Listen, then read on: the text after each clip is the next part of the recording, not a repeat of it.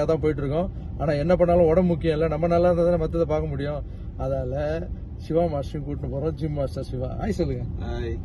Hi மாற்றம்.